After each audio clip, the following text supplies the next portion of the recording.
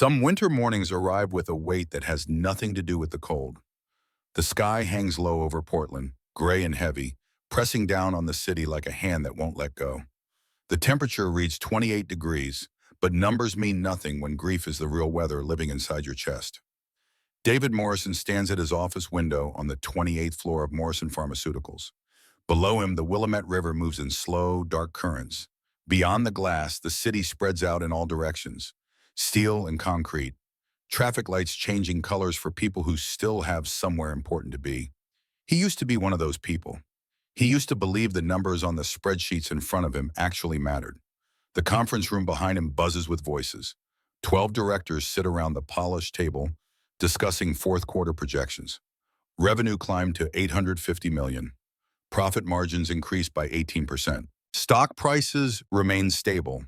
His assistant, Jennifer, is presenting slides with confident efficiency. Charts angle upward in neat green lines. Everything looks healthy. Everything looks like success. David's reflection stares back at him from the window. 45 years old, expensive suit tailored to fit his frame, hair going silver at the temples. He looks like a man who has everything under control.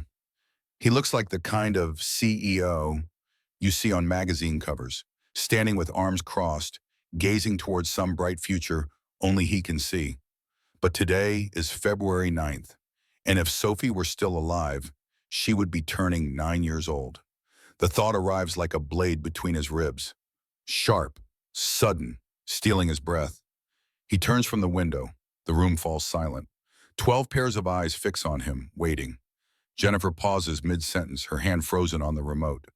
The projector hums in the quiet. On the screen behind her, a graph shows pharmaceutical sales trending upward for the next 3 quarters. David's voice comes out rough, like something dragged across gravel. "I need air." He walks out before anyone can respond. The heavy door closes behind him with a soft click that somehow sounds louder than it should. In the hallway, fluorescent lights buzz overhead. His footsteps echo on polished floors. He passes his office without stopping. His coat hangs on the rack inside, but he doesn't go back for it. He just keeps walking toward the elevators, toward the exit, toward anywhere that isn't here. The memory arrives unbidden as the elevator descends.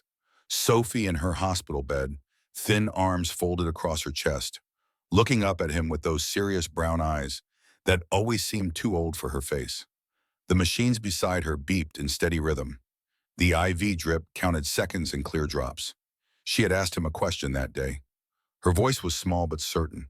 "Daddy, why do numbers matter more than people?"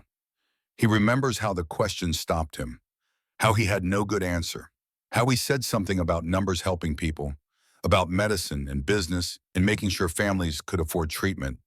But even as the words left his mouth, they tasted hollow. Sophie had simply nodded, the way children do when they know the adults don't really understand. Then she had gone back to her drawing. Windows with blue skies, clouds shaped like cotton candy, birds flying free. The elevator doors open to the ground floor. David steps into the marble lobby. Security guards nod as he passes. He pushes through the revolving doors and cold air hits his face like a slap. He welcomes it. The sting feels real in a way nothing else has for the past 6 months. He starts walking with no destination in mind. His dress shoes weren't made for this. They slip slightly on the icy sidewalk. His breath creates small clouds that disappear almost instantly. Around him, the city moves with morning purpose.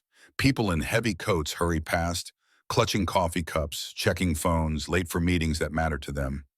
David walks for 45 minutes through streets that blurred together. He passes the waterfront, the Pearl District, blocks of shops just opening their doors.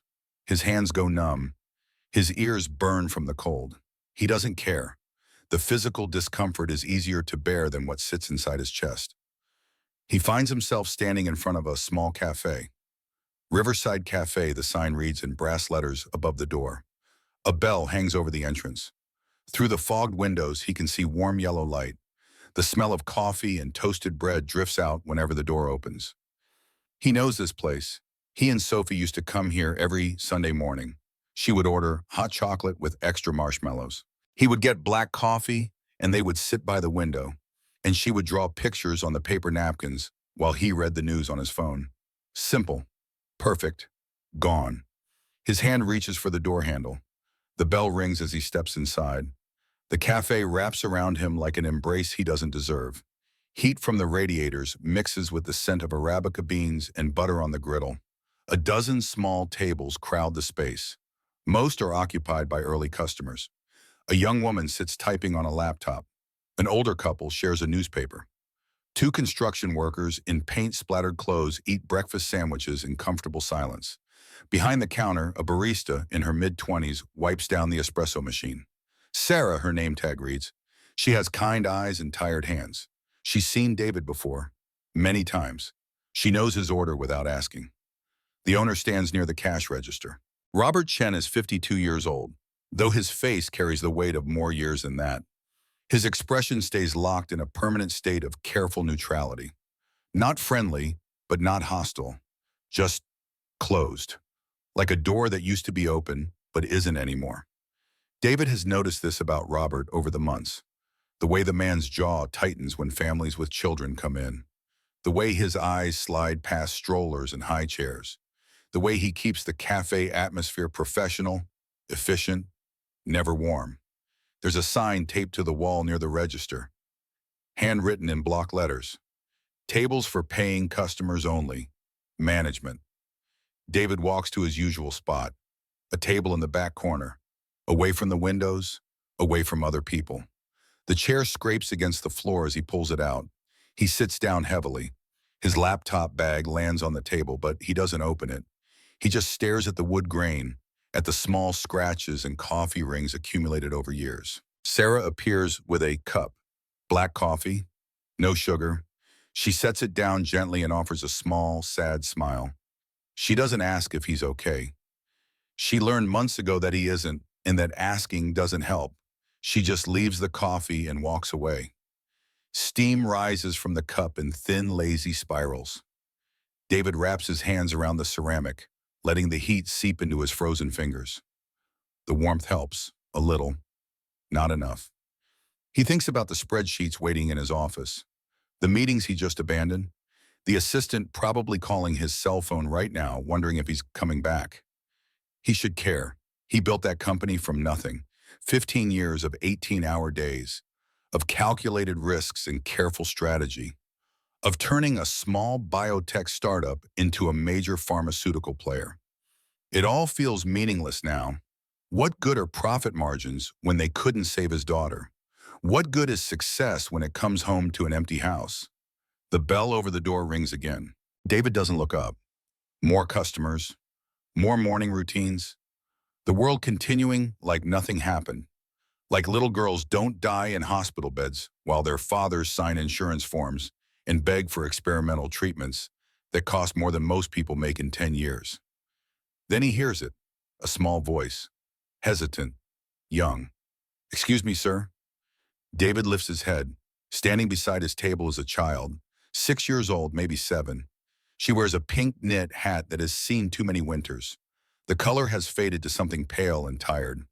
Her coat is too thin for February weather. Old Navy brand, size for a 4-year-old, hanging loose but not long enough to cover her wrists. Her shoes are damp at the toes. Skechers knockoffs, Velcro straps coming undone. But it's her hands that catch his attention. Small fingers, red from cold, clutching a stuffed bear. The bear is brown, worn nearly smooth in places. One ear sags lower than the other. And on its belly, there's a patch. A small rectangle of fabric sewn on with uneven stitches. Rainbow stripes. David's throat goes tight. Sophie used to sew patches like that. Mismatched colors, crooked lines. She said it made her stuffed animals braver. The little girl shifts her weight from foot to foot. Her breath still comes in quick puffs from the cold outside. She looks at David with eyes that are too careful, too aware. Eyes that have learned to measure how much space she's allowed to take up before someone tells her to move along.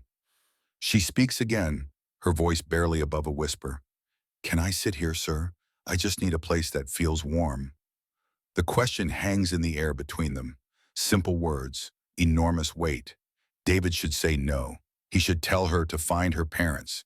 He should protect himself from this moment because he knows somewhere deep in his bones that letting this child into his space will cost him something. But those eyes, that patch on the bear, the way her small body trembles from more than just the cold. His head nods before he can stop it. A small movement, barely perceptible from across the room, but the girl sees it. Relief washes over her face like warm water. Her shoulders drop an inch. Her grip on the bear loosens slightly. She pulls out the chair across from him. The legs scrape. She climbs onto the seat, sitting up very straight. Her back doesn't touch the chair. She's been taught to make herself small, to take up minimal space, to not be a bother. She sets the bear on the table carefully. Then she cups her hands together and blows warm air into them. Once, twice, 3 times. Her fingers are so cold they're almost purple at the tips. David watches this. Something in his chest cracks. Not breaking, just shifting, like ice beginning to thaw. Sarah appears at his elbow, looking uncertain. She glances at the little girl, then at David, then toward the counter where Robert stands watching with a frown. David doesn't wait for the question. "Warm milk," he says. His voice sounds strange to his own ears, like he hasn't used it properly in months. "And a grilled cheese sandwich." Sarah's expression softens. She nods and hurries away. From across the room, Robert Chen moves toward them. His footsteps are deliberate, his face set. David knows what's coming. Robert stops at the edge of their table. He looks at the little girl with an expression that might be concern or might be irritation. It's hard to tell. Then he looks at David. "Mr. Morrison." His voice is low but firm. "We have a policy about unaccompanied minors. If she's not ordering—" "She is ordering," David interrupts. His tone stays even, polite, but there's steel underneath. The CEO voice, the one that ends arguments. "She's my guest. Add it to my tab." Robert's jaw works. For a moment, it seems like he might push back. His eyes flick to the little girl again. Something passes across his face. Pain, maybe. Pain. Bold and buried deep. Then he nods once and walks away without another word. The little girl has gone very still. Her hands are frozen in her lap. She stares at the table like she's waiting for someone to tell her she did something wrong, that she has to leave now, that the warm seat isn't for her after all. David speaks quietly, gently. "It's okay." She looks up at him, those careful eyes searching his face. Sarah returns with the warm milk and sandwich. She sets them down in front of the girl with extra care. There's a small cookie on the plate too, a sugar cookie shaped like a star. Sarah whispers something about it coming with the meal, then slips away. The little girl stares at the food like she's seeing a mirage, like if she reaches for it, it might disappear. "Go ahead," David says. "It's for you." She picks up the sandwich with both hands. She takes a small bite, chews slowly, savors it. David watches her eat. She doesn't wolf the food down. Instead, she eats with strange deliberation, making each bite last, making the warmth and fullness stretch as long as possible. Halfway through the sandwich, she breaks off a corner and slips it into her coat pocket. Quick, practiced, like she's done this many times before. David's heart clenches. She's saving food, for later, for when there won't be anyone to buy her a meal. He looks away, gives her privacy, pretends he didn't see. The cafe hums around them, espresso machine hissing. Low conversations, the scrape of forks on plates. Outside, snow begins to fall in small, tentative flakes. The city keeps moving. But at this table, time slows to something gentler. The little girl finishes her milk. She wipes her mouth with the back of her hand, then seems to remember herself and uses the napkin instead. She looks at David with something like gratitude and something like fear. "Thank you, sir."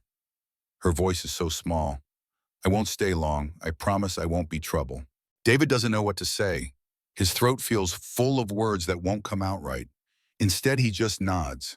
Then, because he can't help himself, he asks, "Where's your adult? You're a parent?" The girl's eyes drop. She picks at the edge of her sleeve. "My Aunt Christine is busy. She works nights. She doesn't like when I stay places too long. I just needed to get warm. Just for a minute." "Have you eaten? Besides this, I mean." "Today." She shakes her head. "I'll get something later." Maybe. The maybe hangs heavy. David should ask more questions. He should find out where this child lives, who's supposed to be caring for her, why she's wandering alone in February cold with no gloves and a coat that doesn't fit. But before he can speak, the girl's eyes drift to the window. She stares out at the falling snow with an expression that's far too old for her face. Resigned, accepting, like winter is just another thing to endure. Then she says something that makes David's entire world tilt. This milk is warm, like the milk at the hospital when I was little. David goes very still. Hospital? She nods, still looking out the window. I don't remember much, just white rooms and machines that beeped, and she pauses. Her voice gets even quieter. A friend. A friend? Now she looks at him, those brown eyes serious and sad. A girl. She was older than me. She drew pictures. Beautiful pictures of windows with clouds and birds. She said we'd fly through them someday when we got better. She said the clouds taste like cotton candy up there. David can't breathe, can't move. The cafe noise fades to static. All he can hear is the blood rushing in his ears. Windows with clouds. Cotton candy. Sophie. His hand trembles as he reaches for his coffee. He doesn't trust his voice. If he speaks now, he'll shatter. The little girl keeps talking, lost in memory. She was so nice. When I was scared of the machines, she taught me to count the beeps. 1, 2, 3. She said they were just the machines talking to each other, saying everything would be okay. That's exactly what Sophie used to say. Word for word. I don't remember her name, the girl continues. Something with an S, maybe? Or an E? The nurses said it soft, like they didn't want to wake her up. David forces words through his constricted throat. What happened to her? The girl's face falls. One day she wasn't in her bed anymore. A nurse said she went to another room to rest. I never saw her again. But she picks up her bear, hugs it close. A nurse gave me this. She said my friend wanted me to have it, to remember her. David stares at the bear, at the rainbow patch, at the worn fur from being clutched through long nights by small, scared hands. Sophie had a bear like this, made by her grandmother. She kept it in her hospital bed. She sewed that exact patch on its belly one afternoon when she was feeling strong enough to thread a needle. This is Sophie's bear. This little girl was Sophie's roommate. The realization crashes over him like a wave. Sophie talked about her, the little girl in the next bed, the one who was only 4 years old and so frightened. Sophie spent her last weeks comforting this child, teaching her to count beeps, drawing windows to give her hope. And now, 6 months after Sophie died, this child has walked into his cafe and sat at his table and asked for warmth. Coincidence doesn't feel like a strong enough word for what this is. The girl checks an invisible watch. I should go. My aunt will be mourn if I'm late. Thank you for the food, sir. It was really good. She slides off the chair, clutching her bear. She's about to walk away, about to disappear back into the cold and whatever hard life she came from. David's voice stops her. Wait, she turns, looks at him with those two careful eyes. He wants to ask her name. He wants to tell her about Sophie. He wants to gather this child up and make sure she never has to be cold or hungry or scared again. But he can't. Not yet. Not when his grief is this raw and his mind is this scrambled and he doesn't even know what this means. So instead he just says, be safe out there. She nods, offers a tiny smile. Then she turns and walks to the door. The bell rings, cold air rushes in, and just like that, she's gone. David sits in the silence she left behind. His coffee has gone cold. His hands shake. Across the room, Sarah watches him with worried eyes. Robert Chen has returned to the register, his expression unreadable. David looks at the empty chair across from him, at the crumbs left on the plate, at the smudge of a small handprint on the table surface. Sophie's roommate, the child his daughter tried to protect in those final weeks. She just sat here, ate at his table, then walked back out into winter with nothing but a thin coat and a teddy bear. For the first time in 6 months, David Morrison feels something other than emptiness. He feels purpose. The next morning arrives the same way the one before it did. Gray ski, cold air. Portland wrapped in February gloom. David wakes at 5:30 from a sleep that never really came. He lies in bed staring at the ceiling, watching shadows shift as early light tries to break through the clouds. He hasn't told anyone about the girl, not his assistant, not his therapist, not the grief counselor the hospital recommended. The encounter feels too fragile to share. Like if he speaks it out loud, he'll discover it was just his broken mind conjuring ghosts. But the memory of her face stays sharp. The pink hat, the bear with the rainbow patch, the way she ate that sandwich like it might be her only meal of the day. By 6:15, David is dressed and driving through empty streets toward the cafe. He tells himself he's just going for coffee, that this is part of his routine, that he's not hoping to see her again. He arrives at 6:45. The cafe isn't open yet. Sarah is inside, turning on lights, starting the espresso machine. She sees him through the window and unlocks the door early. "You're here earlier than usual, Mr. Morrison." He nods, orders black coffee, sits at the same table, waits. 7 o'clock comes and goes. No pink hat, no little girl. 7:30, still nothing. David pretends to work on his laptop. He opens spreadsheets he doesn't read, types emails he doesn't send. All the while, his eyes drift to the door every time the bell rings. At 7:45, she appears. The pink hat is more crooked today. Her coat has a new stain on the sleeve. She walks in slowly like she's testing whether the world will let her take up space today or push her back out into the cold. Her eyes find David's table. Recognition sparks, then uncertainty. Like maybe yesterday was a one-time kindness and she shouldn't expect it twice. David catches her gaze, nods toward the empty chair. Relief floods her small face. She hurries over, climbing into the seat with the same careful posture. Back straight, bare on the table, hands cupped together, breathing warmth into frozen fingers. Sarah comes over without being asked. She looks at David, who nods. Warm milk, toast with butter. Sarah adds a small bowl of fruit without mentioning it. The little girl stares at the food when it arrives. Her eyes well up slightly, like kindness is a language she's not used to hearing. "Thank you," she whispers. She eats. David watches over the rim of his coffee cup, trying not to be obvious, trying not to scare her with too much attention. When she's halfway through the toast, he speaks. "What's your name?" She pauses mid-chew, swallows carefully. "Maya." "Maya," he repeats, testing how it sounds. "I'm David." "I know." She says it so quietly he almost misses it. "Sarah told me. She said you're a good man who lost someone." David's throat tightens. Of course Sarah said that. Kind Sarah who sees more than people realize. "Yeah," he manages. "I did." Maya nods like she understands. And maybe she does. Maybe loss recognizes loss. They sit in silence for a while. It's not uncomfortable. Just careful. Two people who've both learned that the world breaks things, trying to figure out if this moment is safe. Then footsteps approach. Heavy, deliberate. Robert Chen stands at their table. His face carries that same tight expression, that look of a man forcing himself through something difficult. "Mr. Morrison?"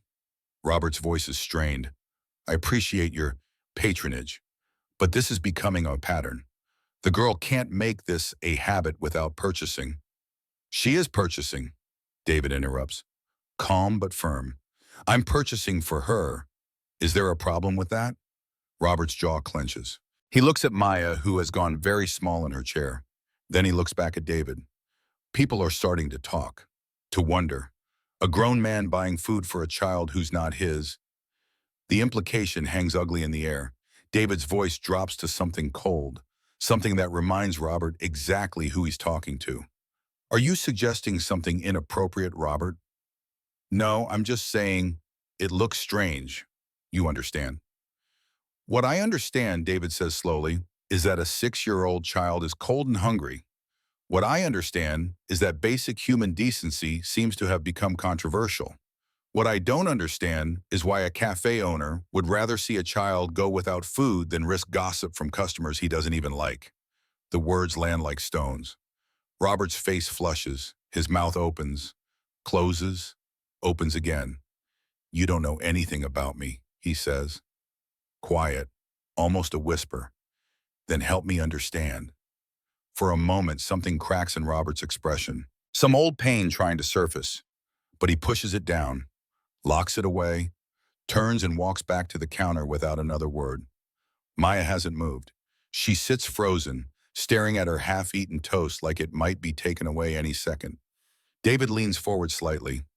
You're okay, Maya. You can finish eating. She looks up at him, those careful eyes searching. Why are you nice to me? The question catches him off guard. How do you explain to a 6-year-old that she reminds you of everything you lost? That her bear carries your daughter's name in crooked stitches?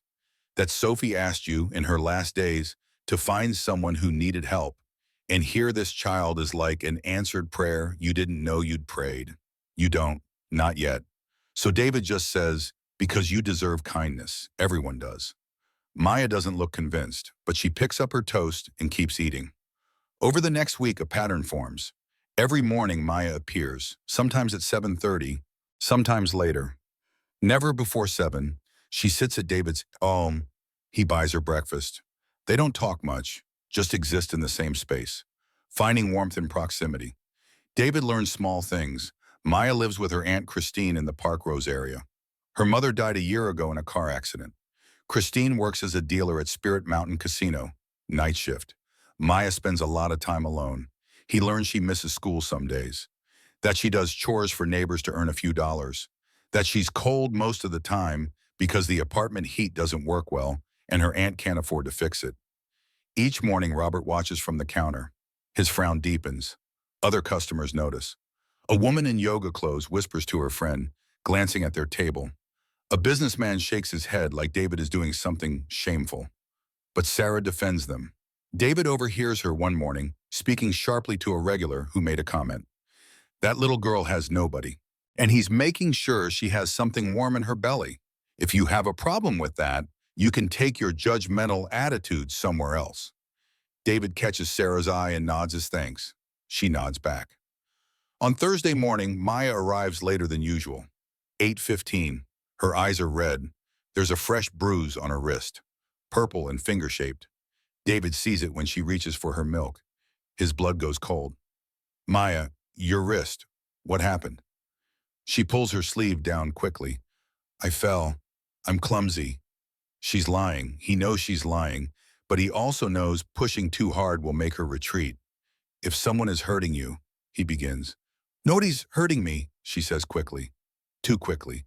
My aunt she gets stressed. She doesn't mean, it's fine, I'm fine. She's not fine. Nothing about this is fine. David makes a decision. He pulls out his phone. Maya, I'm going to give you my number. If you ever need help, if you're scared or hurt or just need somewhere safe, you call me, okay? She stares at the number he writes on a napkin, like she's never been given an emergency contact before. Okay, she whispers. That afternoon, David does something he's never done. He follows Maya when she leaves the cafe. Not close, just far enough to see where she goes. To know where she lives, she walks 12 blocks through dirty snow. Her thin coat provides almost no protection. She stops twice to warm her hands in her pockets. Once, she pauses outside a grocery store, staring at the display of fresh fruit like it's treasure behind glass. Finally, she arrives at Park Rose Apartments, a 3-story building that's seen better decades. Paint peeling, graffiti on the side, a broken playground in the courtyard with swings hanging from rusted chains. Maya climbs the exterior stairs to the second floor. Unit 2C, she knocks, waits, knocks again. The door opens. A woman appears, late 30s. Bleached blonde hair pulled into a messy ponytail, makeup smeared around tired eyes. She's wearing a casino uniform. Night shift must have just ended. The woman's mouth moves. David can't hear the words from his car, but the body language tells the story. Angry gestures, finger pointing, Maya shrinking smaller and smaller. Then the woman pulls Maya inside. The door slams. David sits in his car for a long time, staring at that closed door. At the apartment where a 6-year-old girl lives in fear, where kindness is scarce and warmth is rationed, and childhood is something that got lost somewhere along the way. His phone buzzes. Work emails, meeting requests, his assistant asking when he'll be back in the office.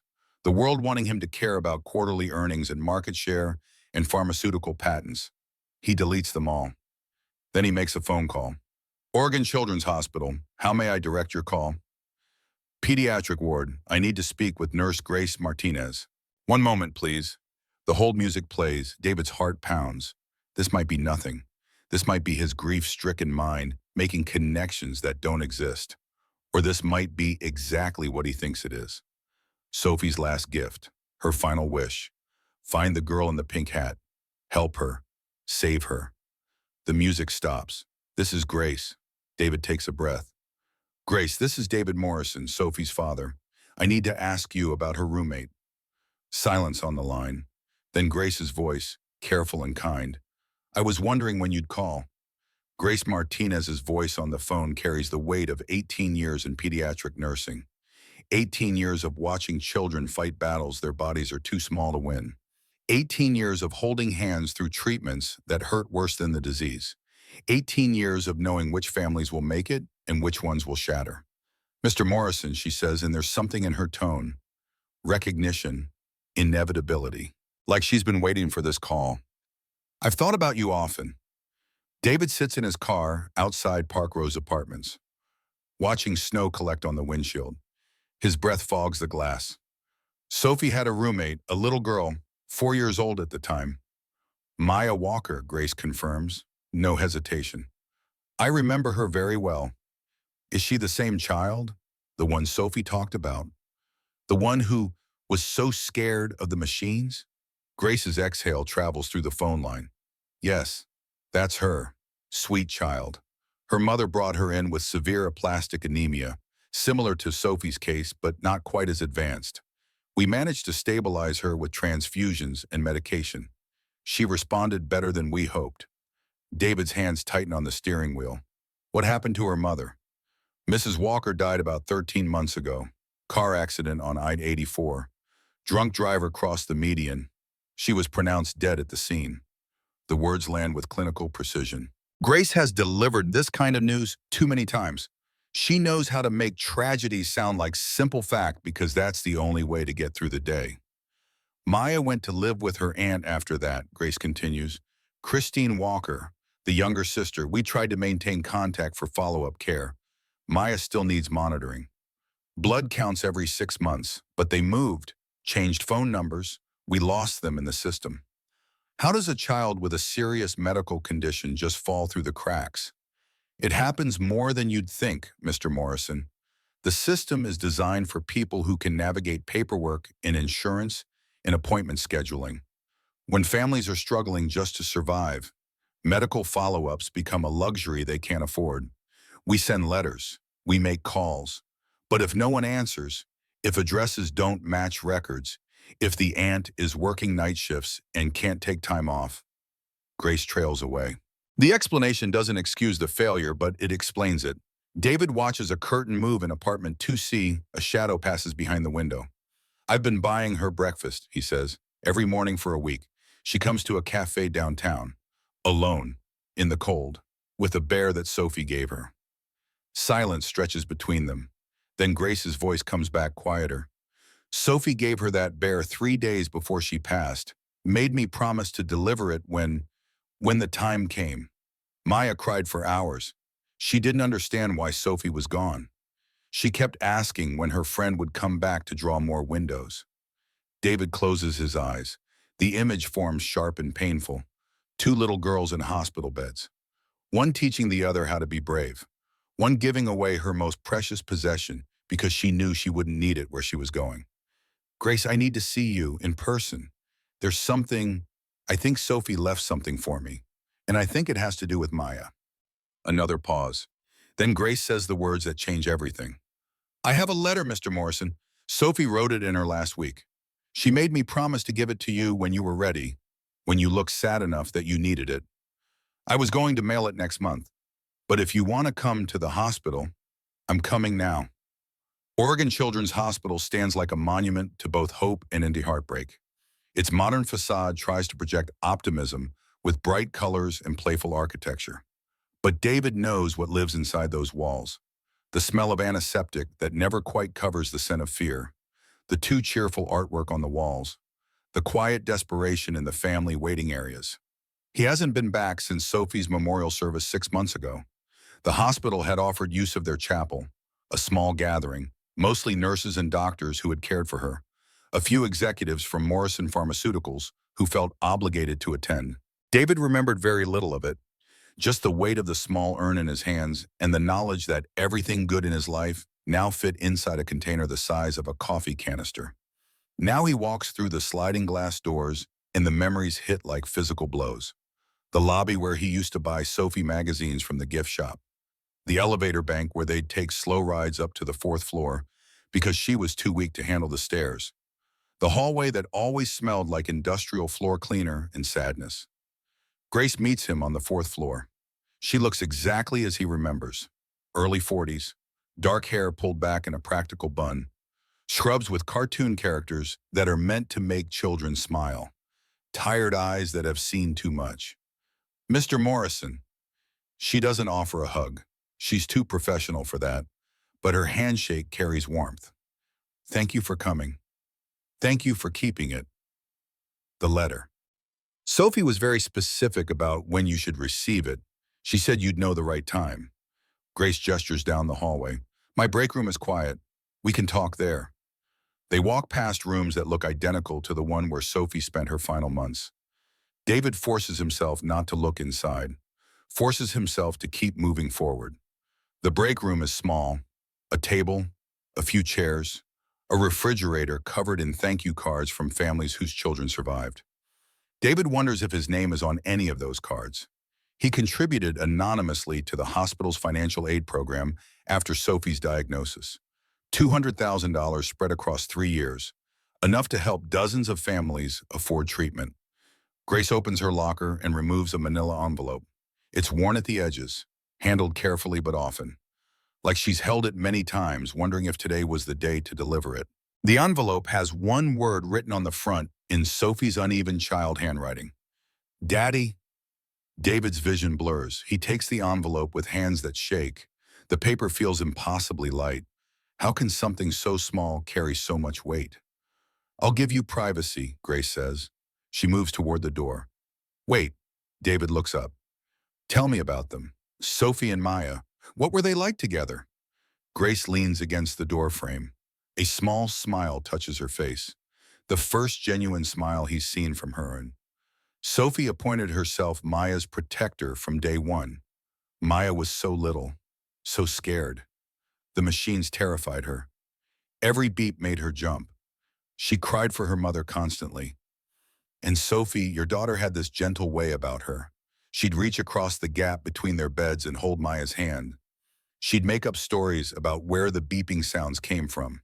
Told her the machines were just robots having conversations. Made Maya laugh when she should have been crying. The words paint pictures David can see with perfect clarity. Sophie had always been like that, finding ways to make hard things bearable, turning pain into something manageable through imagination and kindness. They drew together, Grace continues, Sophie on her bed, Maya on hers, both of them with crayons and paper, creating worlds outside those white walls. Sophie drew windows because she wanted Maya to remember there was sky beyond the hospital. Wanted her to know that even when you're trapped somewhere, you can still imagine freedom. And the bear? Sophie knew. I think she knew before any of us admitted it, that she wasn't going to make it. She got very calm those last few days, started giving things away. Her favorite books to the playroom, her art supplies to other kids on the ward. And her bear, she held it for a long time that last afternoon.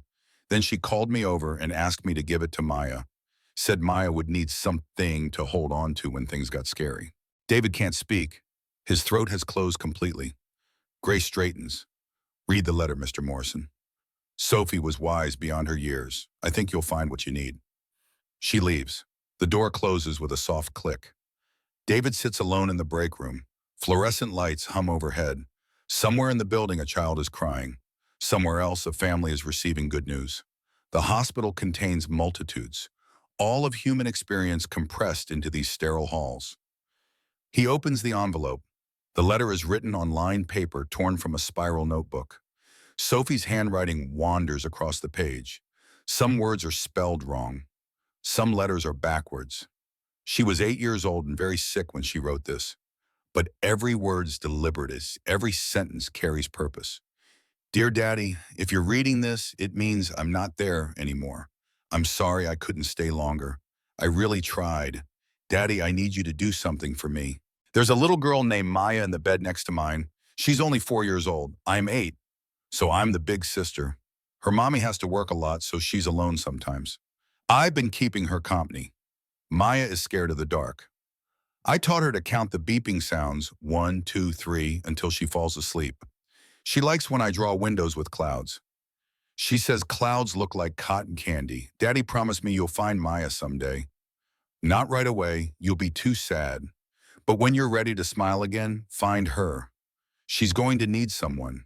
I'm giving her my teddy bear, the one Grandma made. I sewed a rainbow patch on it. See? Maya said rainbows mean hope. Daddy, you're the best daddy in the whole world. You always said numbers matter because they help people. But Maya taught me that people matter more than numbers. Please help her, Daddy. She'll help you too. She has the kindest heart. I love you to the moon and back and all the stars. Love, Sophie. P.S. Tell her I'm flying through one of those windows now. And the clouds really do taste like cotton candy. David reads it 3 times, then a fourth. Each time, different words jump out at him. Different pieces of his daughter's final thoughts reaching across the months to guide him. When you're ready to smile again, find her. He's not ready to smile. Doesn't know if he'll ever be ready, but he found her anyway. Or she found him. Walked into that cafe in a pink hat with Sophie's bear under her arm, like an answer to a prayer he didn't know how to pray. She's going to need someone. Maya needs more than someone. She needs safety, stability, medical care, a childhood that doesn't involve walking alone through winter cold to beg for a warm seat in a cafe. People matter more than numbers. David has built his entire career on numbers: market analysis, profit margins, drug efficacy rates, clinical trial statistics. He's reduced human suffering to data points on spreadsheets because that's how you run a pharmaceutical company. That's how you make decisions that affect thousands of lives. But what good are those numbers if they don't save the one child sitting right in front of you? He folds the letter carefully, returns it to the envelope, sits in the quiet break room while his entire understanding of the last 6 months reorganizes itself. This wasn't coincidence. This wasn't random chance. This was Sophie's last act of love. Not just for Maya, for him. She knew he'd be lost without her, knew he'd need a reason to keep going. So she gave him one. Find Maya, help her, save her. The memory arrives unbidden as David sits with Sophie's letter. Grace had painted the picture with words. Now David's mind fills in the details with the clarity of grief that won't let go. So Buffy in room 412, 18 months ago, before the final decline, when there was still hope that experimental treatments might work, when the numbers on her blood counts still fluctuated in ways that suggested her body was fighting back. The room had 2 beds. Sophie took the one by the window because she was there first. Because at 8 years old, she understood the small mercies of natural light when you're trapped inside white walls. Maya arrived on a Tuesday afternoon. 4 years old, so small the hospital gown swallowed her whole. Her mother carried her in, a woman in her mid-30s wearing a Safeway uniform. Dark circles under her eyes that spoke of double shifts and single parenting and fear that goes bone deep when your child is sick. Sophie watched them settle in, watched the nurses hook Maya to monitors, watched the little girl's eyes go wide with terror at every beep and hiss and mechanical sound. That first night, Maya cried, soft, hiccuping sobs that she tried to muffle in her pillow. Her mother had gone home to sleep a few hours before her morning shift. The nurses checked vital signs but couldn't stay. There was always another room, another crisis, another child needing attention. Sophie reached across the gap between their beds, her arm barely long enough to bridge the distance. Her hand found Maya's in the dark. Hey, little one, don't be scared. Those beeps are just the machines talking to each other. Maya's crying quieted. What are they saying? They're saying you're going to be okay. Listen. Beep, beep, beep. Okay, okay, okay. A small laugh, barely there but real. That's silly. Silly things help when you're scared. My name's Sophie. What's yours? Maya. That's a pretty name. Do you want to be friends, Maya? Okay. And just like that, they were. The days that followed established a rhythm. Maya's mother arrived early, stayed until visiting hours ended, left reluctantly. Sophie's father came every evening after work, sat with his laptop and his worry and his desperate attempts to find treatments that insurance might actually cover. During the long hours in between, Sophie and Maya created their own world. Sophie taught Maya to count in different languages: English, Spanish, French. Numbers became a game instead of a reminder of falling blood counts and rising costs. She taught Maya the alphabet through songs, drew letters on construction paper with markers the recreation therapist brought around. Maya's small fingers gripped crayons awkwardly at first, then with growing confidence, but mostly, Sophie drew windows. Why windows? Maya asked one afternoon while Sophie sketched another frame with blue sky beyond. Because we can't go outside right now, but we can imagine. Close your eyes, Maya. Can you feel the sun? Maya closed her eyes. Yes. Can you smell the grass? Yes. Can you hear the birds? Yes. That's your window. You can open it anytime you're scared or lost or lonely. Just close your eyes and step through. Maya opened her eyes, looked at Sophie with something like worship. You're magic. No, just practiced at being brave. One Tuesday, Maya's blood counts dropped dangerously low. Emergency transfusion. Doctors moving with urgent efficiency. Maya's mother called away from work, arriving in her Safeway uniform with panic written across her face. Sophie watched from her bed as they worked. After the crisis passed, after Maya's mother was allowed back in, Sophie heard the conversation. The doctor explaining complications, the social worker discussing costs, insurance covering 60%, the remaining 40% coming to $80,000. Payment plans available but still crushing for someone making $32,000 a year. Maya's mother crying quietly. I'm already working 2 jobs. I don't know. Sophie's father had been there that evening. David heard it too. The next day, he made an anonymous donation to the hospital's financial assistance fund, $50,000 earmarked for families facing bankruptcy for medical bills. He never told anyone, especially not Maya's mother. Pride matters when you have nothing else. The days turned to weeks. Sophie grew weaker. The experimental treatments weren't working. The numbers everyone watched so carefully were trending in the wrong direction. But she never stopped drawing windows for Maya, never stopped teaching her to be brave, never stopped reaching across the gap between their beds to hold a smaller hand through the darkness. 3 days before Sophie died, she called Grace over. Nurse Grace, I need you to do something for me. Anything, sweetheart. Sophie held up her bear, the one her grandmother made before dementia took her away, the one with the rainbow patch Sophie had sewn on herself during a good afternoon when her hands were steady. When I'm gone, can you give this to Maya? She's going to be so scared. Tell her it's from me. Tell her to hug it when the machines are loud. Tell her, Sophie's voice broke. She was 8 years old and she knew she was dying and she was worried about someone else. Tell her I'll always be her big sister, even when she can't see me. Grace took the bear, promised. Kept that promise 3 days later when Sophie's bed was empty and Maya kept asking where her friend had gone. The memory releases David. He's back in the break room. Grace is gone. The letter rests in his hands, and the weight of what Sophie asked him to do settles like a mantle across his shoulders. Not burden, responsibility, purpose. He stands, folds the letter carefully and tucks it inside his jacket, over his heart. Time to finish what Sophie started. David doesn't go to apartment 2C immediately. He spends the rest of Thursday preparing, making calls, understanding his options, building a plan that might actually work instead of making things worse. He talks to his attorney, Margaret Chen. She specializes in family law, explains Oregon's custody statutes in language that strips away the legal jargon. The basics are simple but harsh. Christine has legal guardianship. Blood relation gives her presumptive rights. Unless David can prove abuse or neglect severe enough to warrant state intervention, his hands are tied. What about voluntary relinquishment? David asks. That would change everything. But from what you've described, Christine isn't there yet. She's defensive, overwhelmed. People in that state don't make rational decisions. So I do nothing? Watch a child suffer while I navigate bureaucracy? Margaret's voice softens. I didn't say do nothing. I said be strategic. Document everything. Keep records of every interaction with Maya. If she's malnourished, get medical evidence. If she's missing school, get attendance records. Build a case, but David, it takes time, months sometimes, maybe longer. I don't have months. Then prepare for a fight. Friday morning, David returns to Riverside Cafe at 7. Maya arrives at 7:20. Her pink hat is crooked. Her coat has a new tear at the shoulder.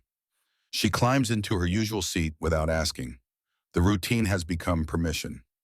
Robert brings warm milk and toast without being prompted. He's stopped fighting this, stopped making it about policy, and started making it about decency. David and Maya eat in comfortable silence. Then he does something he hasn't done before. He asks, Maya, if you could live anywhere, where would you want to be? She looks up, milk mustache on her upper lip. Somewhere warm, where people are nice, where I don't have to be scared. Are you scared a lot? She nods, doesn't elaborate, doesn't need to. The bruises speak loud enough. What if I could help make you safe? Her eyes go wide. How? I'm not sure yet, but I'm working on it. Would you want that? More than anything. The answer is immediate, certain. 6 years old, and already she knows what she needs, even if she doesn't know how to get it. Friday afternoon, David drives to Parkrose Apartments. 3 o'clock. Before Christine's shift starts. Before Maya returns from wherever she spends her days. He climbs the stairs that creak under his weight. The hallway smells like marijuana smoke and old cooking oil. Music thumps from Unit 2A. A baby cries from 2D. Life happening in all its messy, complicated forms. Unit 2C, David knocks. Footsteps inside. The volume on a television drops. The door opens 6 inches, chain lock engaged. Christine's face appears in the gap. Her hair is pulled back in a ponytail that's coming undone. Her eyes are red-rimmed. She's wearing sweatpants and a tank top. The exhaustion of someone who works nights and never catches up on sleep. Yeah? Christine Walker? Who wants to know? My name is David Morrison. I'm a friend of Maya's mother. The lie slides out smooth. Not technically true, but close enough. He knew Mrs. Walker through Maya, through Sophie, through the invisible connections that bind people who share hospital waiting rooms. Christine's eyes narrow. I don't know you. My sister's been dead over a year. I know. I'm sorry for your loss. I've been helping Maya, buying her breakfast when she comes to the cafe downtown. I wanted to introduce myself. Christine's expression shifts, confusion morphing into suspicion, morphing into something dangerous. You've been what? She comes to Riverside Cafe most mornings. Cold. Hungry. I've been making sure she has something warm. She told you she was hungry? Christine's voice rises. That little liar. I feed her. There's food in this house. I'm not accusing you of anything. I just thought you should know someone's watching out for her. Christine's laugh is sharp and ugly. Oh, that's perfect. Some rich guy playing hero. You think a few meals make you special? You have any idea what it's like raising a kid on casino wages? You know how much her medical bills cost? She's getting louder, more agitated. David keeps his voice calm. I know it's hard. I know you're doing your best. I'm just offering to help. Help? Christine spits the word. You want to help? Then take her. Take her off my hands, because I can't do this anymore. The words hang between them. Not quite serious, but not quite joking either. A moment of raw honesty from someone who's been holding too much for too long. David opens his mouth to respond, but Christine cuts him off. Get out of here. Stop buying my niece breakfast. Stop making her think. She trails off, slams the door. David stands in the hallway, can hear Christine inside, angry muttering, the television volume cranking back up. He knocked. He tried. It didn't work. But at least now Christine knows someone is paying attention. Sometimes that's enough to change behavior. Sometimes it makes things worse. He'll find out which soon enough. Saturday morning, Maya doesn't come to the cafe. Sunday morning, still absent. Monday, David goes to Park Rose Elementary, talks to the secretary, asks about Maya Walker's attendance. The woman checks computer records, frowns. Maya's missed 12 days this semester. We've sent letters home. No response. Is someone checking on her? We filed reports with the truancy office, but with budget cuts, she shrugs. The gesture says everything about systems that fail children while following proper procedure. Tuesday morning, 7:30. The cafe door opens. Maya walks in. But something's different. She moves slower, holds herself differently. When she sits down across from David, he sees why. Her left eye is swollen nearly shut. Purple and black bruise spreading from eyebrow to cheek. Her lip is split, still bleeding slightly where she keeps licking it. David's hands shake. Maya, what happened? I fell down the stairs. The lie is obvious, practiced, the kind of lie children tell when the truth is too dangerous. Maya, I'm clumsy, I told you. Did Christine do this? No, she would never. I just fell, that's all. David pulls out his phone. I'm calling someone. Please don't. Maya's voice breaks. She'll get in trouble. They'll take me away, put me somewhere worse. Please. Her fear is real, more real than the bruises. She's more scared of the unknown than the known violence. Okay, David says quietly.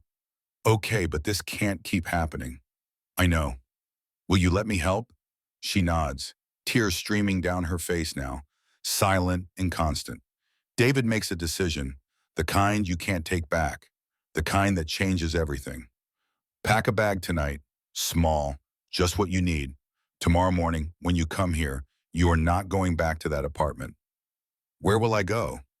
Somewhere safe, I promise. Wednesday morning, Maya arrives at 6:55, earlier than ever. She carries a plastic grocery bag.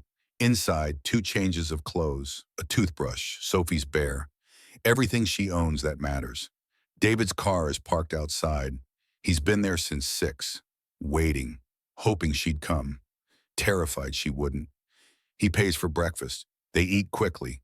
Then they walk out together. Into the cold, into uncertainty, into whatever comes next. He drives east through morning traffic. Maya sits in the passenger seat, silent, clutching her grocery bag. Where are we going? Portland Family Services Center. It's a safe place, people who help kids when things are hard at home.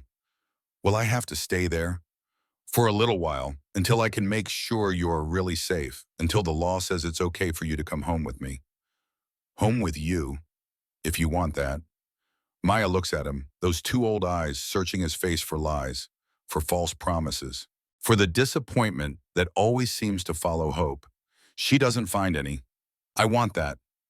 Then that's what we'll do. The Portland Family Services Center sits in a converted school building in Southeast Portland. Brick facade, large windows, a playground that actually looks maintained. Nothing like the apartment Maya's leaving behind. Inside, the woman at reception has kind eyes. She sees them coming, sees the bruises on Maya's face, sees the plastic bag clutched in small hands. She knows this story. She's seen it 100 times. Can I help you? My name is David Morrison. This is Maya Walker. We need to speak with someone about emergency placement. The woman nods, picks up her phone. Within 5 minutes, a social worker appears. Patricia Johnson is 52, African-American, gray hair pulled back in a bun. She has the calm competence of someone who's navigated family crises for decades. She takes one look at Maya, and her expression doesn't change, but something in her eyes does. Come with me. She leads them to a small office, cheerful posters on the walls. You matter in rainbow letters. Safe space with a heart. Words that mean everything or nothing depending on whether anyone follows through. Patricia sits, invites them to do the same. Pulls out forms but doesn't start writing yet. Just looks at Maya. Hi, sweetheart. I'm Patricia. Can you tell me what happened to your face? Maya looks at David. He nods encouragement. I fell. Did someone push you? Silence. Maya, you're not in trouble. Nobody's in trouble. We just need to know you're safe. More silence, then quietly, so quiet they almost miss it. My aunt gets really mad sometimes. She doesn't mean to. She's just tired. Patricia writes, calm, professional, heartbreak hidden behind training. She asks more questions about Christine, about the apartment, about school, about food, about bruises David hasn't even seen. Maya answers in fragments, pieces of truth revealed slowly like someone learning it's okay to speak. After 20 minutes, Patricia has enough. She steps out, makes phone calls, returns. Maya, we're going to have you stay here tonight, just tonight, so we can make sure you're okay. There's a doctor who's going to check your bruises, make sure nothing's broken. Is that all right? Where's Uncle David going? Patricia looks at David, then back at Maya. Uncle David can visit, but he can't stay overnight. Not yet. There are rules, grown-up rules that don't make sense, but we have to follow them anyway. Maya's grip on the bear tightens. David kneels beside her chair, eye level. I'm not leaving you, Maya. I'm going to be here every day. But Patricia's right.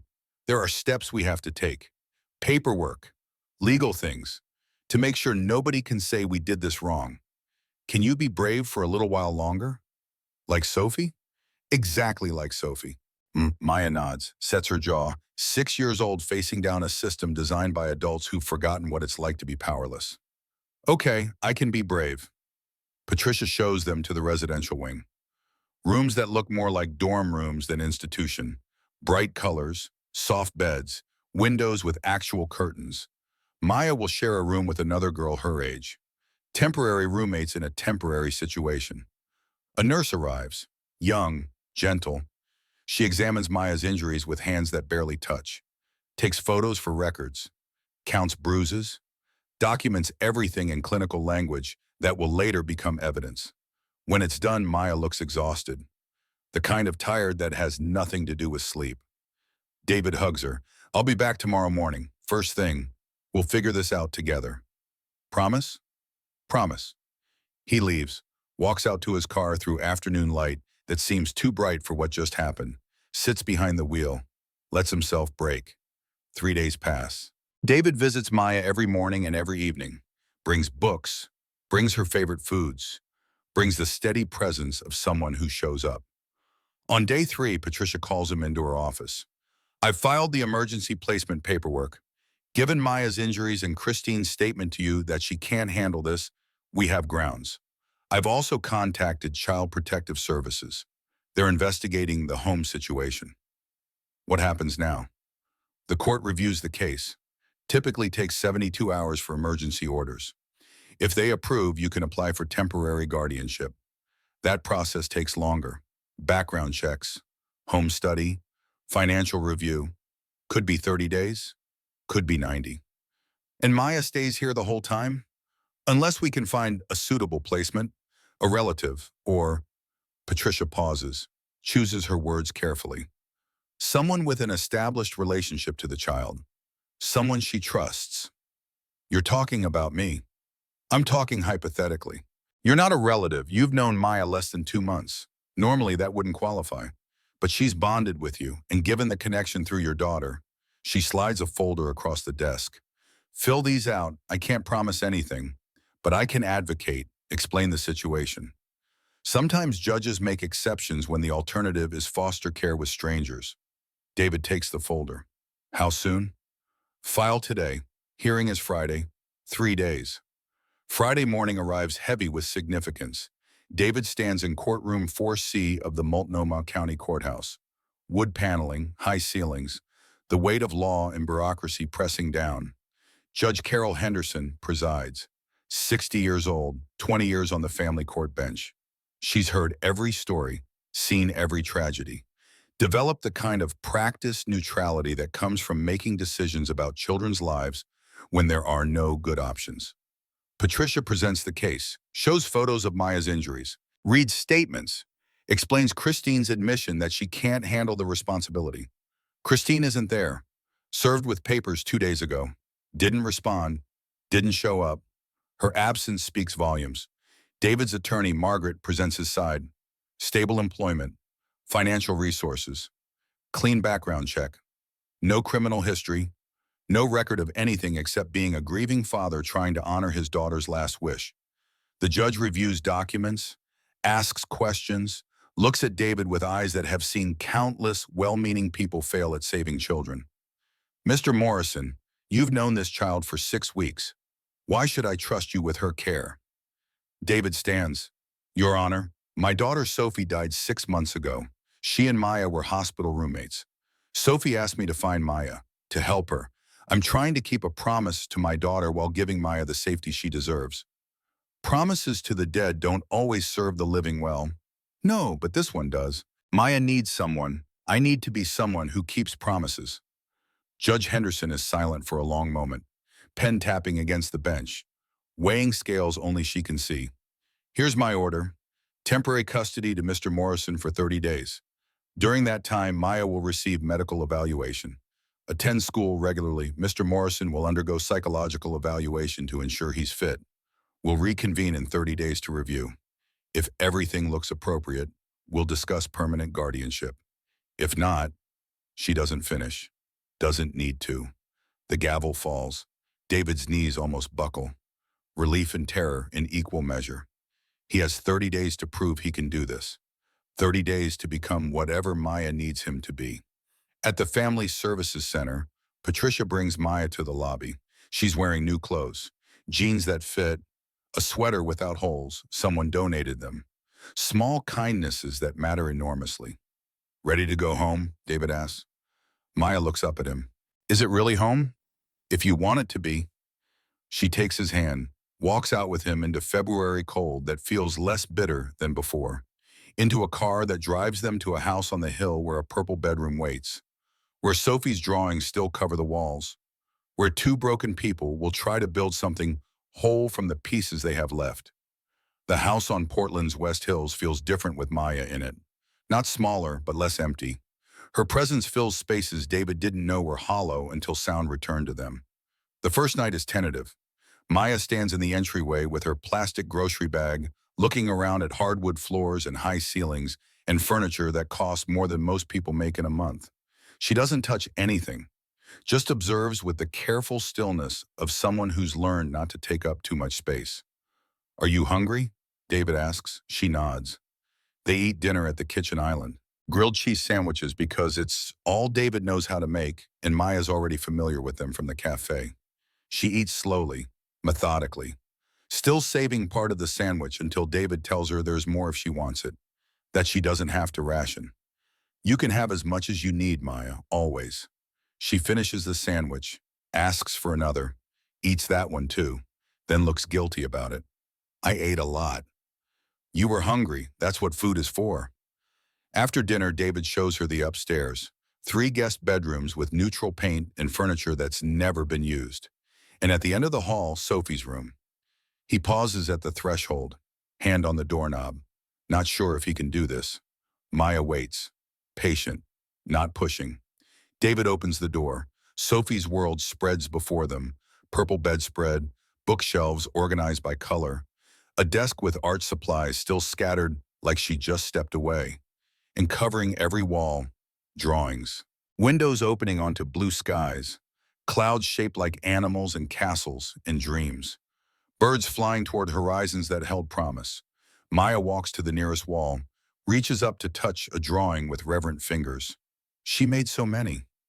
She loved to draw, said it made the hospital feel less like a cage. I remember. Maya traces the outline of a cloud. She drew one for me once with my name in the corner. I lost it when we moved. David's throat tightens. Would you like to sleep here, in Sophie's room, or would you rather have your own space? Maya turns, those 2 old eyes searching his face. Won't it make you sad? Everything makes me sad right now. But you know what would make me happy?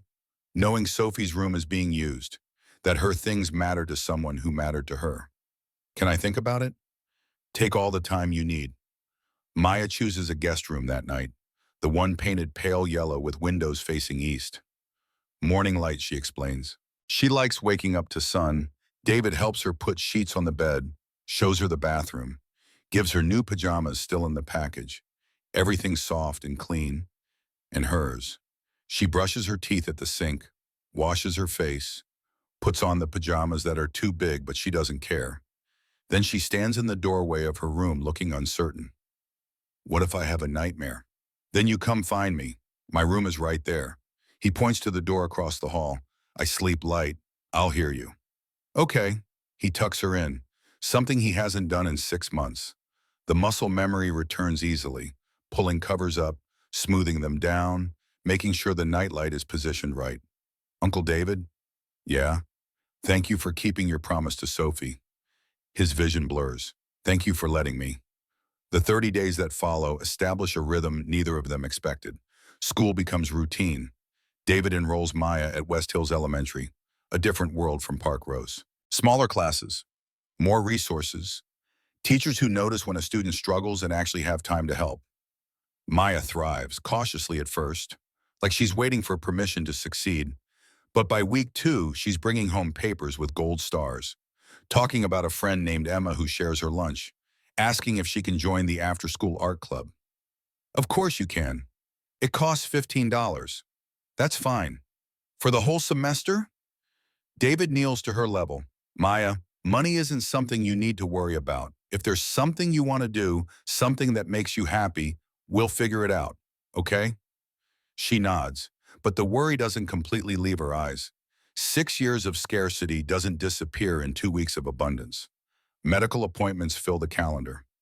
Dr. Sarah Chen at Oregon Children's Hospital becomes familiar. Blood draws every week, monitoring Maya's counts, making sure the anemia stays stable, adjusting medications. Grace assists with everything, translates medical jargon into plain language, holds Maya's hand during the needle sticks, celebrates when the numbers trend in the right direction. Her counts are improving, Grace tells David after week 3. Proper nutrition makes a massive difference. So does reduced stress. She still has nightmares. That will take longer. Trauma doesn't heal on the same timeline as blood counts. The nightmares come 2 or 3 times a week. Maya wakes up crying, calling for her mother, sometimes for Sophie. David hears her across the hall, goes to her room, sits on the edge of the bed while she clings to Sophie's bear and remembers all the things she's lost. He doesn't try to fix it, doesn't offer platitudes about time healing wounds, just sits there, present, steady, proof that not everyone leaves. During the day, they build small traditions. Breakfast at Riverside Cafe every Saturday. Robert always has their table ready, always adds extra fruit to Maya's plate. The cafe has become more than a business to him. It's become a reminder that second chances exist. David also starts working from home more. Morrison Pharmaceuticals doesn't collapse without his constant presence. The company runs itself well enough that he can manage remotely 3 days a week. Video conferences from his study while Maya does homework at the dining table. Both of them in the same house. Both of them less alone. On day 20, Maya moves into Sophie's room. She doesn't announce it, just carries her pajamas and bear across the hall during bedtime routine. Looks at David like she's asking permission without words. You sure? I think Sophie wants me here. I think that's why she gave me the bear. So I'd remember this room is safe. That night, David stands outside Sophie's door listening to Maya breathe. 2 daughters, one in memory, one in present, both teaching him that love doesn't divide, it multiplies. On day 28, Patricia Johnson conducts her home visit. She tours the house, checks that Maya has appropriate space, age-appropriate toys, access to healthy food, all the boxes that bureaucracy requires. But what she really evaluates is harder to measure. The way Maya runs to David when he comes home from the office, the way she shows him her drawings without being asked, the way she laughs at his terrible jokes, the way she started calling him dad when she thinks he can't hear. Patricia writes her report in the car outside, recommends permanent guardianship without reservation. Some placements are obvious. This is one of them. Day 30 arrives with spring trying to break through winter's grip. Crocuses push through half-frozen ground. Trees show the first hint of buds. Portland remembering that darkness doesn't last forever. Multnomah County Courthouse looks the same as it did a month ago. Same wood paneling, same weight of consequence. But David feels different walking through the doors. Last time he was hoping. Now he's certain. Judge Henderson's courtroom fills slowly. David and Margaret on one side. Empty chairs where Christine should be, but isn't. Patricia Johnson in the witness section. Grace took the morning off to attend. Robert closed the cafe to be here. Maya sits in a waiting room down the hall. A child advocate stays with her, coloring books and juice boxes, distraction from the adults deciding her future. Judge Henderson enters. Everyone rises, the formality of law playing out in prescribed movements. We're here to review the temporary custody arrangement for Maya Walker. Mr. Morrison, how has the 30-day period gone?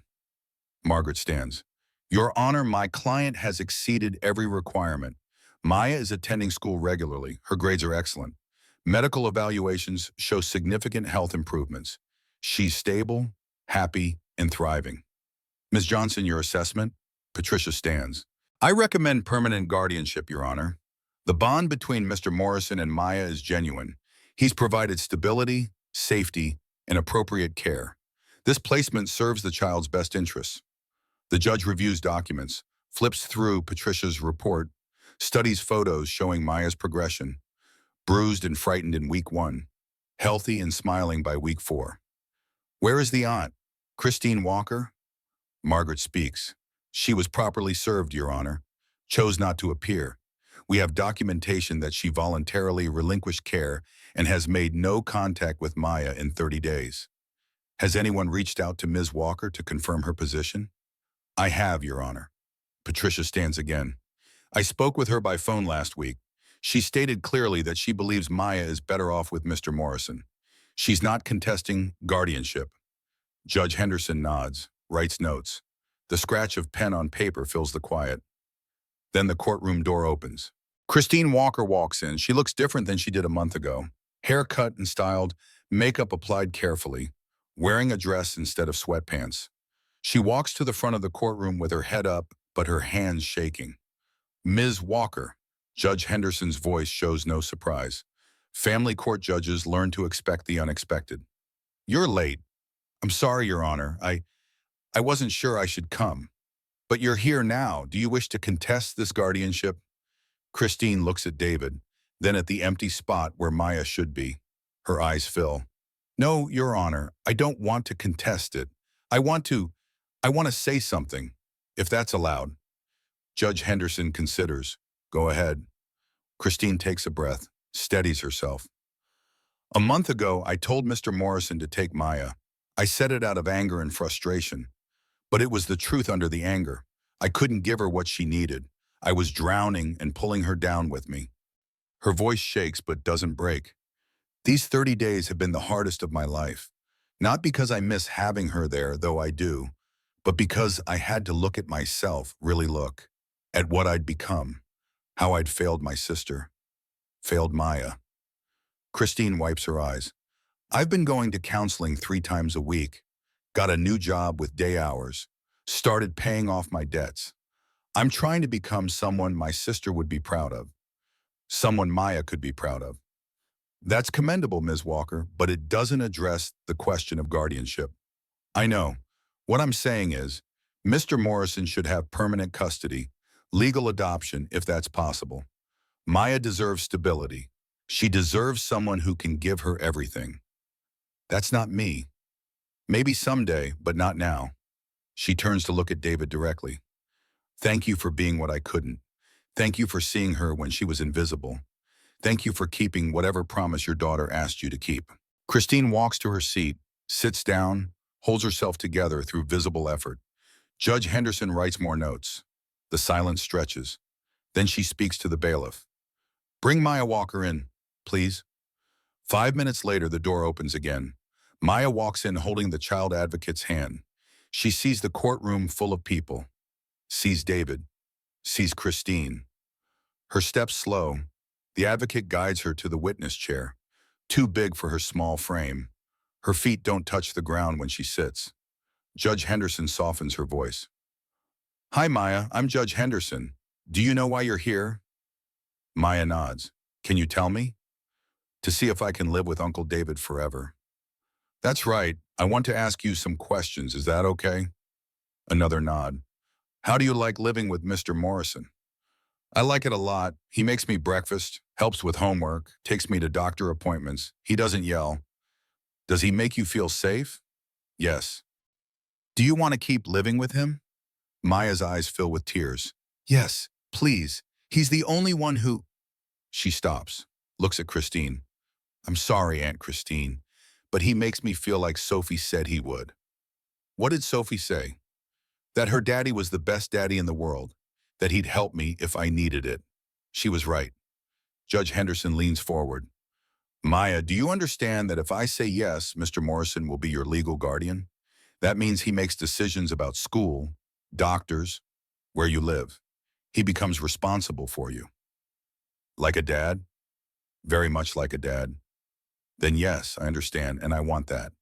The judge looks at the small girl in the too big chair, sees what everyone else sees.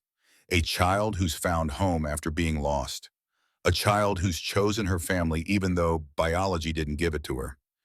Thank you, Maya. You can sit with Mr. Morrison now. Maya scrambles down, runs to David's side. He puts his arm around her shoulders. Feels her lean into him with complete trust. Judge Henderson straightens her papers, pronounces judgment. After reviewing all evidence and testimony, I find that permanent guardianship to David Morrison serves the best interests of Maya Walker. Mr. Morrison has demonstrated capability, commitment, and appropriate care. The child has expressed clear preference, and the biological guardian has voluntarily supported this arrangement. The gavel falls. Permanent guardianship is granted. This court will retain jurisdiction for 6-month review. If all continues well, we'll finalize adoption proceedings at that time. Congratulations, Mr. Morrison. Take care of this little girl. David can't speak, can only nod. Maya is crying into his side. Happy tears this time. Christine approaches them slowly, kneels beside Maya. I'm sorry I wasn't better for you, but I'm glad he is. Maya hugs her aunt. You can visit, right? The judge said you can visit. Once a month. If that's okay with your dad. The word lands. Dad. Said out loud. Official now. David finds his voice. Once a month, and we'll see how it goes. You're still family, Christine? We just needed to make Maya safe first. Christine nods, stands, walks out of the courtroom with her head high, not defeated, freed from a burden she carried with more love than capability. Outside the courthouse, Robert and Grace wait. They see David and Maya emerge, see the smiles, know without asking that family just redefined itself. Celebration lunch, Robert offers. Absolutely. They go to Riverside Cafe, sit at their table, the one where everything started. Robert brings champagne for the adults, sparkling cider for Maya. They toast to new beginnings. And David thinks about Sophie, about promises kept, about grief that transforms into purpose, about how love finds a way forward even when the path seems impossible. The weeks following the hearing blur together in the best way. Maya settles deeper into life on the hill. Her nightmares decrease, her laughter increases. She joins the art club and comes home with paintings that David frames and hangs with pride. But while building home with Maya, David hasn't forgotten Sophie's larger message. People matter more than numbers. One child saved is good. Many children saved is better. He starts meeting with Grace twice a week, planning something bigger than breakfast at a cafe, something systematic, something that could help families navigate the nightmare of rare disease diagnosis and treatment. They sit in David's study, whiteboards filled with ideas, flowcharts showing where families fall through cracks, statistics about bankruptcy rates and insurance denials, and children who die waiting for approval. What we need, Grace says during week 3 of planning, is a central hub, one place families can call when they get the diagnosis and don't know what to do next.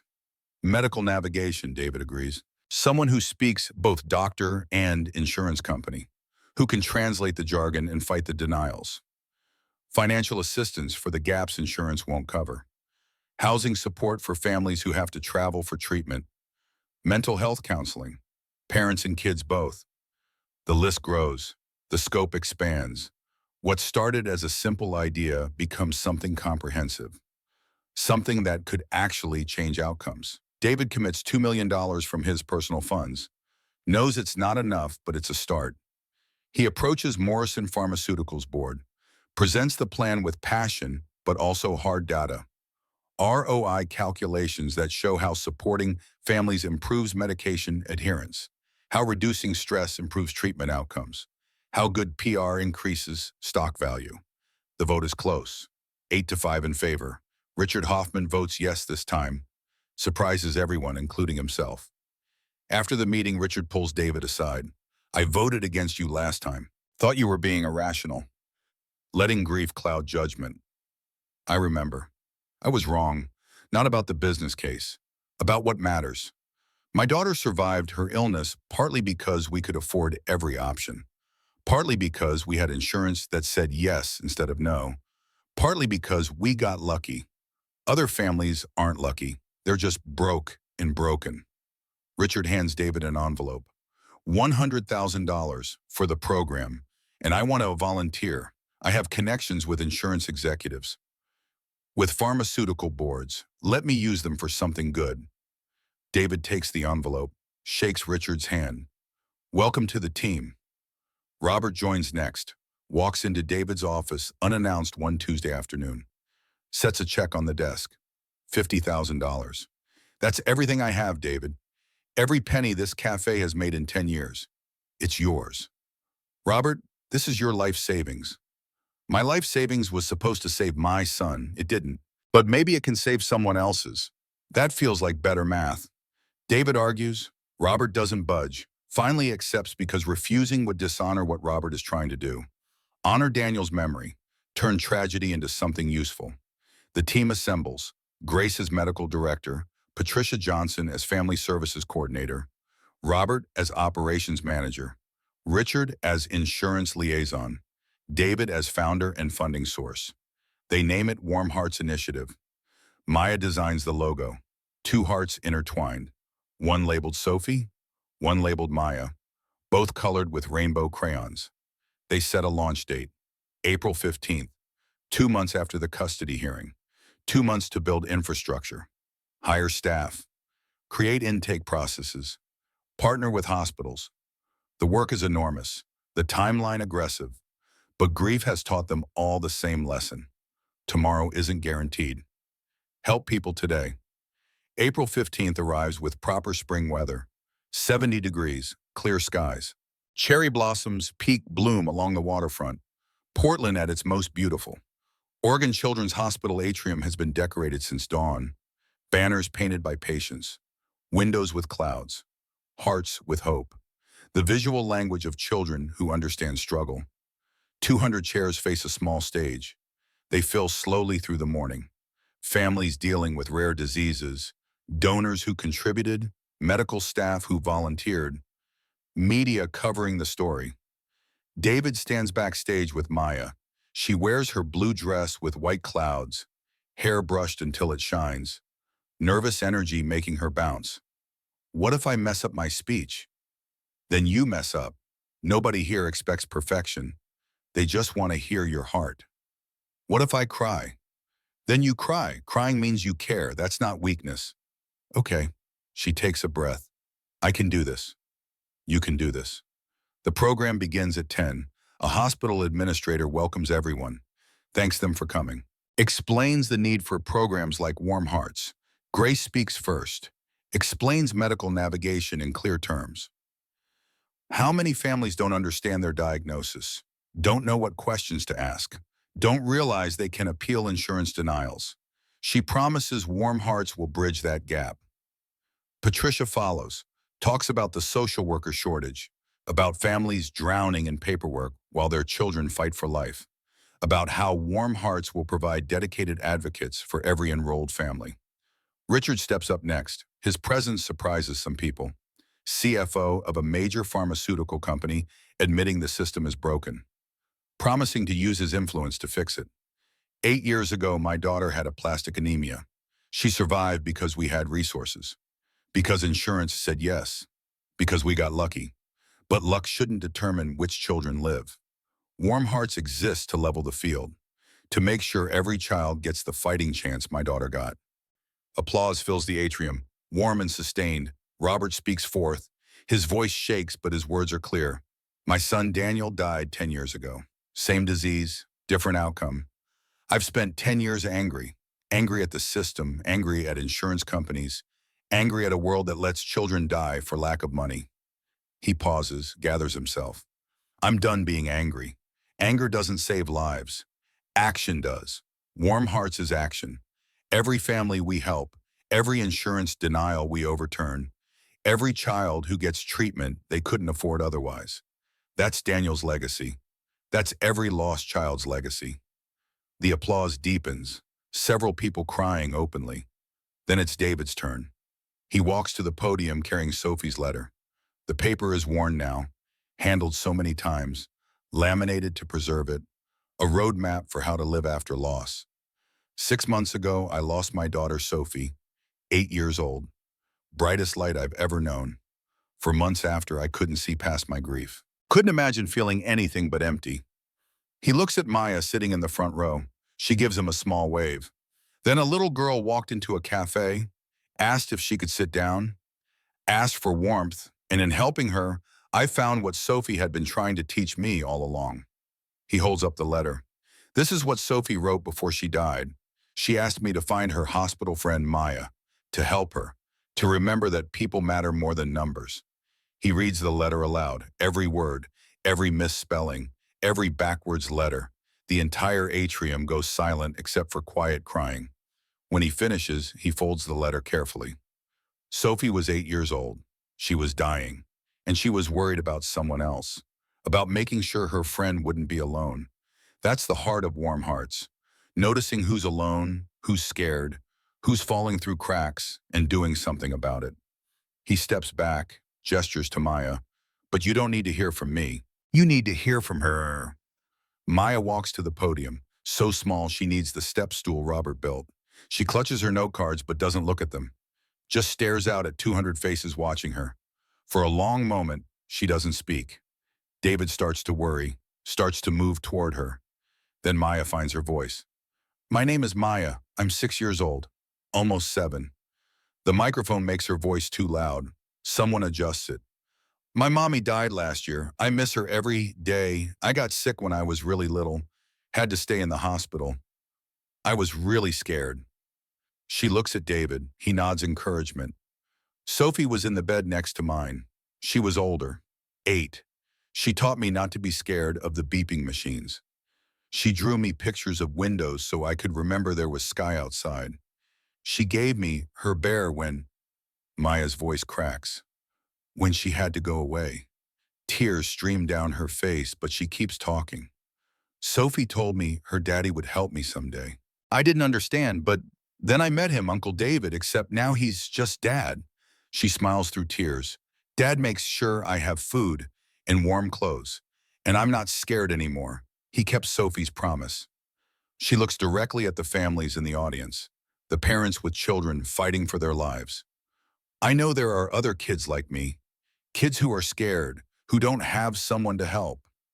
Warm Hearts is for them, so they know someone sees them, someone cares, someone will fight for them like Sophie fought for me, like Dad fights for me every day.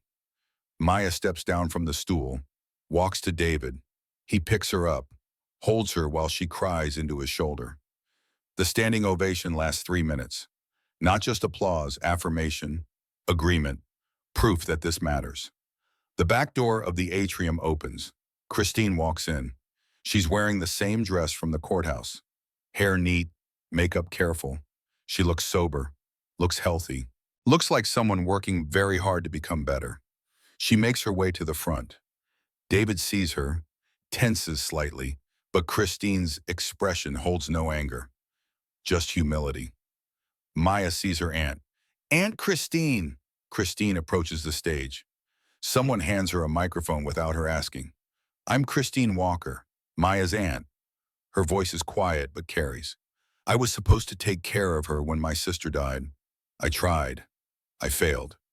She looks at Maya in David's arms. For a long time, I was angry at Mr. Morrison.